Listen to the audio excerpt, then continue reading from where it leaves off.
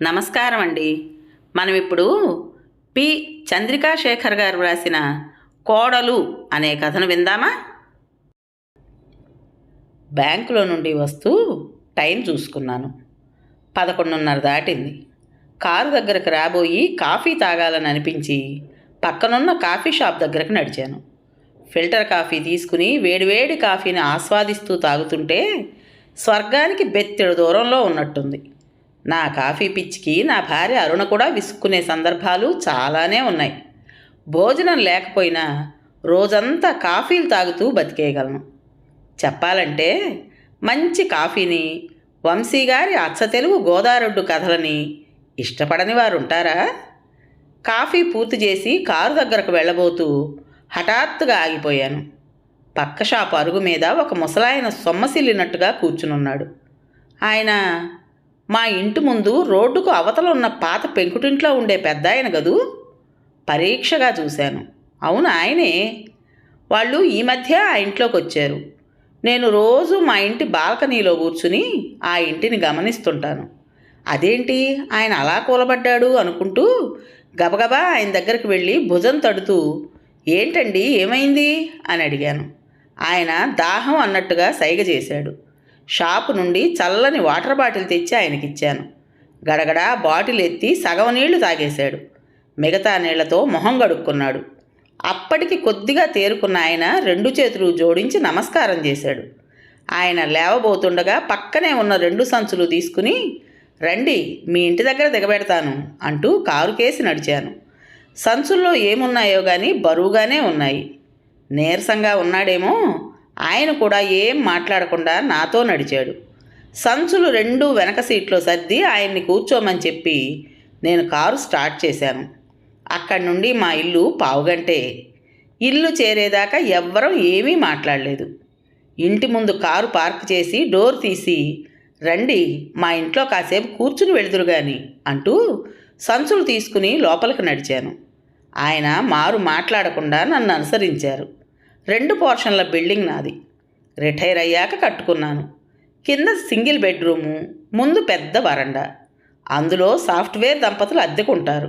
వాళ్ళు ఎప్పుడు వస్తారో ఎప్పుడు వెళ్తారో వాళ్ళకే తెలియదు. పైన డబుల్ బెడ్రూమ్లో నేను నా భార్య అరుణ ఉంటున్నాం.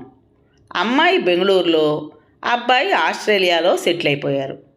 నేను మంచి పోస్ట్లోనే రిటైర్ అయ్యాను కాబట్టి ఆర్థికంగా ఏ లోటు లేదు. ఇంట్లోకి వస్తూనే ఆయన్ను సోఫాలో కూర్చోబెట్టి ఫ్యాన్ వేసి నేను ఎదురుగా కూర్చున్నాను. ఆయన మొహమాట పడుతూ ముడుచుకుని కూర్చున్నాడు. నీరు కావి పంచ, చేతుల్లేని పాత చొక్కా. సుమారు 70 సంవత్సరాలుంటాయేమో. మనిషి బలహీనంగానే ఉన్నాడు. దగ్గర నుండి పరీక్షగా చూశాను. మీరు ఆ ఇంట్లోకి కొత్తగా వచ్చినట్టున్నారు, సంభాషణకి నాందిగా అన్నాను. నిజానికి ఆయన్ను ఇంటికి తీసుకుని వచ్చింది ఎన్నో రోజుల నుండి నా మనసులో ఉన్న సందేహాలు తీర్చుకోవడానికే. అవును సారు, ఇదివరలో ఉన్న ఇల్లు కిరాయి ఎక్కువయ్యి ఇక్కడికొచ్చాం తలంచుకుని చెప్పాడాయన. మీ ఇంటి విషయాలు అడుగుతున్నానని ఏమీ అనుకోకండి. ఎక్కడికి రోజు ఈ సంచులు మోసుకుని వెళ్తుంటారు? ఈ వయసులో అంత బరువులు ఎలా మోస్తారు? ఇక మీ ఆడవాళ్ళు అనుకుంటా ఇంటి పని చేస్తూ వంట చేస్తూ చిన్నపిల్లని ఎత్తుకుని తిప్పుతూ ఉంటారు. ఇంకో అమ్మాయి మీ కోడలా? ఎప్పుడో కానీ గుమ్మంలోకి రాదు. ఏ పని చేసినట్టు కనపడదు. చిన్నపిల్లే కదా, రోజంతా ఇంట్లోనే కూర్చుని ఏం చేస్తుంది? పెద్దవాళ్ళు మీరు ఇన్ని పనులు చేస్తుంటే కోపంగా అడిగాను. ఆయన తల పైకెత్తి నా వైపు చూశాడు. కళ్ళల్లో నీళ్లు తిరుగుతుండగా, అవును బాబు, ఆ అమ్మాయి నా కోడలే. పేరు రేణుక. కానీ ఆ పిల్ల దేవత బాబు, రుద్ధ కంఠంతో చెప్పాడు. ఒక్క నిమిషం మౌనంగా ఉండి మళ్ళీ చెప్పడం మొదలుపెట్టాడు. సారు, నా పేరు జక్రయ్య. మాది ఖమ్మం దగ్గర చిన్న ఊరు. అక్కడ నాకు ఒక చిన్న ఇల్లు, కొంత పొలం ఉండేవి. ఉన్నంతలో గౌరవంగానే బతికాము. నాకు ఒక్కడే కొడుకు. వాడు ఇంటర్ చదివి ఊళ్ళో బలాదూరు తిరుగుతుంటే పనిలో పడితేనన్నా దారికి వస్తాడేమోనని తెలిసిన వాళ్ళని పట్టుకుని ఇక్కడ ఒక ఫ్యాక్టరీలో ఉద్యోగం వేయించాను. బాగుపడలేదు సరికదా. చేతిలో 4 డబ్బులు ఆడుతుండేసరికి దురలవాట్లు పెరిగాయి. మాకు తెలియకుండా ఈ రేణుకను ప్రేమించి పెళ్లి చేసుకున్నాడు. ఈలోగా ఊళ్ళో సరిగా పంటలు పండక వ్యవసాయంలో నష్టం వచ్చి అప్పుల పాలై ఉన్న కాస్త పొలము ఇల్లు అమ్మి అప్పులు తీర్చి మిగిలిన కాసిన డబ్బులు పట్టుకుని నేను మా ఆవిడ కూడా ఈడికాడికే వచ్చేసాం. ఇక్కడికి వచ్చాక తెలిసింది రేణుకకు ఒక కాలు పోలియో, కొద్దిగా కాలు ఎత్తివేస్తుంది అని. అది తప్ప ఆ అమ్మాయికి ఏ వంక లేదు. కళగా లచ్చిందేవిలా ఉంటుంది. మమ్మల్ని ప్రేమగానే చూసుకుంటుంది. కానీ మా ఆవిడకి అవిటి కోడలు నచ్చలేదు. మాకు చెప్పకుండా పెళ్లి చేసుకున్నాడన్న కోపం, కట్న కానుకలు దక్కలేదన్న ఉక్రోషం, ఇవన్నీ మనసులో పెట్టుకుని కోడల్ని సూటీపోటీ మాటలనేది. ఎన్నో రకాలుగా ఆరళ్ళు పెట్టింది. ఏ మాటకు ఆ మాట చెప్పుకోవాలి. ఏవో ఆడవాళ్ళ గొడవల్లే అని నేను కూడా పట్టించుకోలేదు. ఇక మా ఓడి సంగతి చెప్పనక్కర్లేదు. ప్రేమ మోజు తీరిపోయిందేమో. తాగొచ్చి ఆ పిల్లని చితకబాదేవాడు. వాడి సంపాదన సగం తాగుడికే తగలేసేవాడు. ఇవన్నీ కూడా మౌనంగానే భరిస్తూ గుడ్ల నీరు కుక్కుకునేది కానీ నోరెత్తేది కాదు నా కోడలు. ఉన్నంతలోనే జాగ్రత్తగా ఇంట్లోనే పచ్చళ్ళు అప్పడాలు తయారు చేస్తూ సంసారం నడిపేది. ఈలోగా ఆడపిల్ల పుట్టింది. అయినా మా వాడికి బాధ్యత తెలిసి రాలేదు. చివరికి ఒకరోజు ఆ పిల్లని కొట్టడంతో ఇక సహించలేక ఎదురు తిరిగింది. దాంతో ఆ అమ్మాయిని ఇంట్లోంచి వెళ్ళగొట్టాడు. బిడ్డతో సహా ఇంట్లోంచి వెళ్ళిపోయింది రేణుక. మేము మౌనంగానే ఉండిపోయాం కానీ వాడిని మందలించలేదు. ఆ పిల్లకి వత్తాసు పలికితే కొడుకు దూరం అవుతాడని మేము నోరైనా ఎత్తలేదు. ఒకరోజు మావాడు తాగి లారీ కింద పడి చచ్చిపోయాడు. మేము గుండెలు బాదుకుని ఏడ్చాం. కొడుకు మీద బెంగతో మా ఆడది జబ్బు పడింది. చేతిలో డబ్బులన్నీ అయిపోయాయి. 3 నెలలు గడిచాయి. ఇంటద్దె కూడా కట్టలేకపోయాం. ఇంటి ఓనరు ఉన్న సామాన్లు అద్దె బాకీ కింద జమగట్టుకుని మమ్మల్ని వెళ్ళగొట్టాడు. కట్టు బట్టలతో యాడికి పోవాలో తెలియని మేము బస్టాండ్కి చేరుకున్నాం. పొద్దుటి నుండి ఏమీ తినలేదు. మా ఆవిడ నీరసంగా బెంచి మీద పడుకుంది. ఊరికి వెళ్ళాలన్నా ఛార్జీకి డబ్బులు లేవు. నేను మనసు చంపుకుని నలుగురిని అడుక్కున్నాను. ఛార్జీ డబ్బులన్నా వస్తే మా ఊరికి పోయి కూలీ చేసుకుని కలో గంజో తాగొచ్చు అనుకున్నాను. ఈలోగా రేణుక కనిపించింది. మమ్మల్ని ఆ స్థితిలో చూసి బాధపడింది. నా కొడుకు చచ్చిపోయిన విషయం తెలిసి గోడును ఏడ్చింది. మమ్మల్ని వచ్చి తనతో ఉండమని, మనవరాల్ని దగ్గరుండి చూసుకోమని, ఎవరూ లేని తనకు పెద్ద దిక్కుగా ఉండమని కోరింది. ఆ అమ్మాయి మంచితనానికి మాకు నోట మాట రాలేదు. నా కొడుకు గెంటేశాక ఒంటరిగా ఉండలేక దూరపు చుట్టాల దగ్గర తలదాచుకుందట. ఏవో చిన్న చిన్న పనులు చేసుకుంటూ మమ్మల్ని కూడా అక్కడ ఉంచలేక తక్కువ అద్దెలో ఈ ఇల్లు తీసుకుంది. మీ అబ్బాయే లేనప్పుడు ఈ గొలుసు ఎందుకని సూత్రాల గొలుసు అమ్మేసి కావలసిన సరుకులన్నీ కొని ఇంటి అడ్వాన్స్ కట్టింది. ఇంట్లోనే పచ్చళ్ళు పొడులు తయారు చేస్తే నా వంతుగా అవి బయటకు తీసుకువెళ్ళి షాపుల్లో అమ్ముతుంటాను. మా ఆడది ఇంటి పని వంట పని చేస్తూ మనవరాల్ని చూసుకుంటుంది. ఆ పిల్ల చేసిన దానికి మేం చేసేది ఎంత సారు. చాలా మంచి పిల్ల. నా కొడుకుని ఇష్టపడి చేసుకుని దగా పడింది. మా ఆదరణ కూడా దక్కలేదు. అయినా అవేవి మనసులో పెట్టుకోకుండా మమ్మల్ని చేరదీసి అమ్మా నాన్నల్లా చూసుకుంటోంది. రోజంతా రెక్కలు ముక్కలు చేసుకుంటూ కష్టపడి సంపాదిస్తోంది.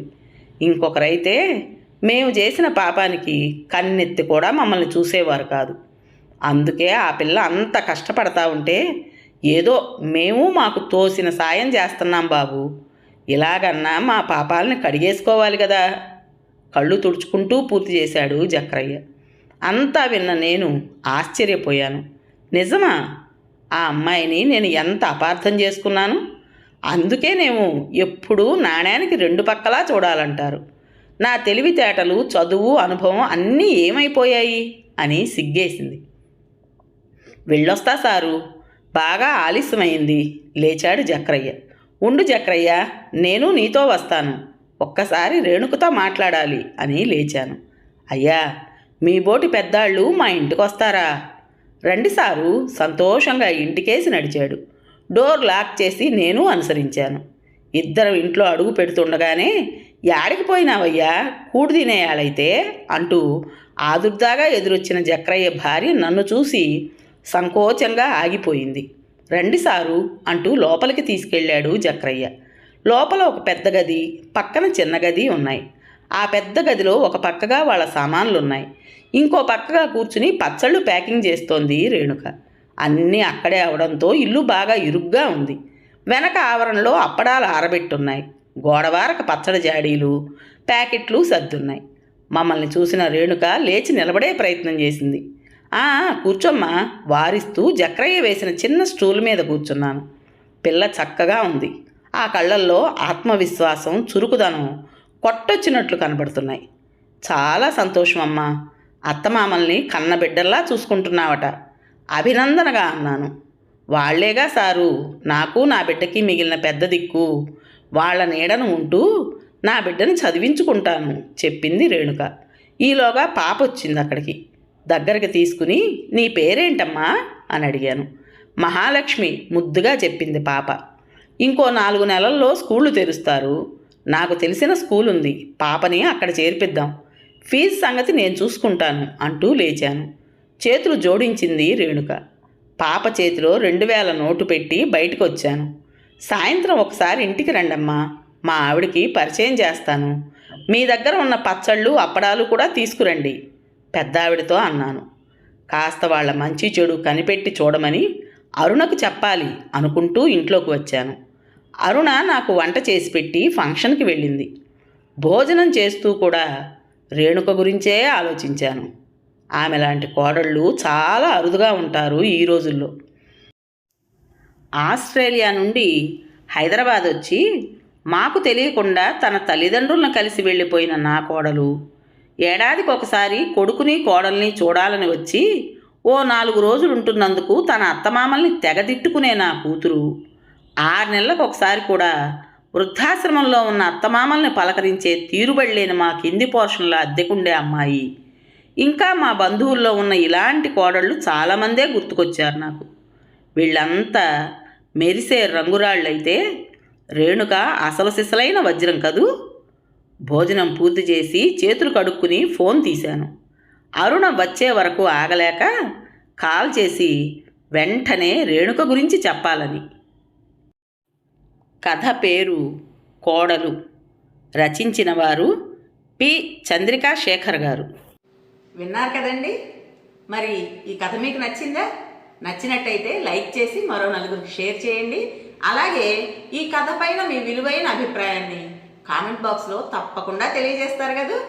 మరి ఇంత మంచి కథను మనకు అందించిన రైటర్ గారికి మనందరి తరపున మనస్ఫూర్తిగా ధన్యవాదాలు తెలియజేసుకుంటూ, ఇటువంటి మంచి మంచి కథల కోసం కొత్త వాళ్ళు మన ఛానల్ని తప్పకుండా సబ్స్క్రైబ్ చేసుకోండి.